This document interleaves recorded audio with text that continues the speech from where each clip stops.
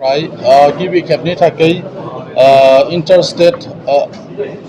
Six schedule council premier football league बादायलायनाया जागायगोन।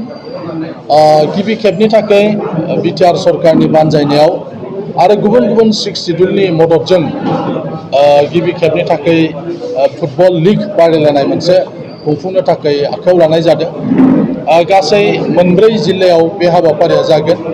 जागायजेननाय खेलाया अदालगुरिनि डिमाकुसि स्टेडियामाव जागायगोन आरो बेबायदिनो बे जागायनाय हाबाफारिखालि भारतनि मानगोनां मन्त्रि किरेन रिजिजु बिथांखौ हांख्रायहरनाय जादों।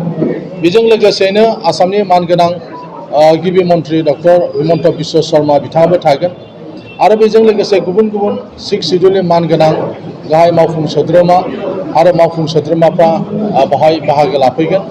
बायसुं भुटिया बिथाङाबो फैनायनि खोथा बिथाङाबो हरदों। दा बेबायदिनो गुबुन गुबुन आलासिफोर बावहाय फैगोन। 500 बर'फोरनि बागुरुम्बा मोसानाय बाहाय दिन्थिफुंनाय जागोन। लोगोसेयैनो ओइदिनखालि जागायजेननायखालि डिमा हासाव अट'नमास काउन्सिलनि देरहानाय इएमफोर एबा सोद्रोमाफ्रा लोगोसे बिटिआरनि इएम एबा सोद्रोमाफोर बिथांमोना मोनसे फ्रेन्डलि फुटबल मेट्च बादायलायनायबो खालामगोन। बिनि उनाव गाहाय खेलाया जागोन। बेबायदिनो बाक्सा जिल्लानि मसलपुरावबो बे खेलाया जागोन। चिरां जिल्लायाव बिजनियाव बे खेलाखौ खालामनाय जागोन आरो जोंनि क'क्राझाराव केडिसि फोथाराव खालामनाय जागोन। बावहाय मोनबा गेम क'क्राझाराव सोलिगोन आरो जोबथारनाय जे फाइनाल गेम बे फाइनाल गेमखौ क'क्राझारनि साइ स्टेडियामाव खालामनाय जागोन। दा बेवहाय जाया देरहासार जागोन बिथांमोननो 3 लाखजों लोगोसे ट्रफि होनाय जागोन आरो जाया रानार्स आप बिथांमोननो 2 लाखजों लोगोसे ट्रफि मोनसे होनाय जागोन आरो थार्ड प्लेस टीमनो 1 लाखजों लोगोसे मोनसे ट्रफि होनाय जागोन। भारत उदांस्रिनि उनाव बेबायदि माब्लाबाबो सिक्स शिड्यूलनि गेजेराव बेबायदि फुटबल बादायलायनाय जाफेराखैमोन।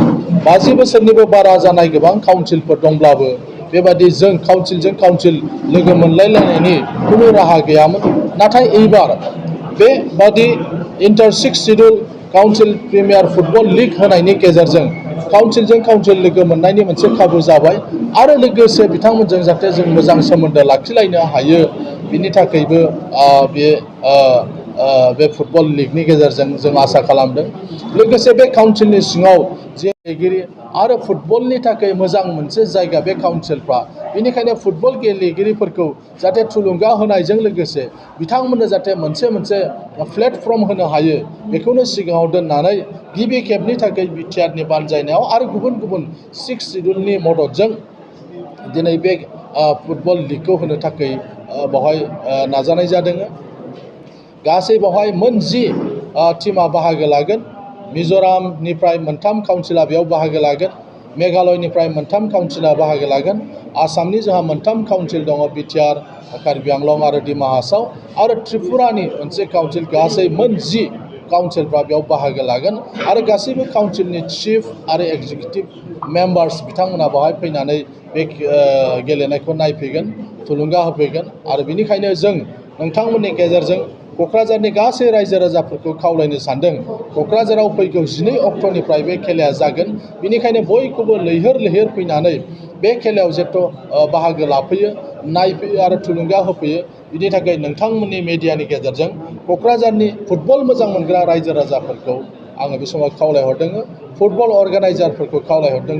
गासैबो क्लाब, जायफ्रा क्लाबा फुटबल गेलेयो, फुटबलाव बाहागो लायो, बे क्लाबनि गेलेगिरि सोद्रोमाफोरखौ फैनानै जाहाथे नायफैयो बिनि थाखाय आं नोंथांमोननि गेजेरजों बे समाव खावलायहरदों।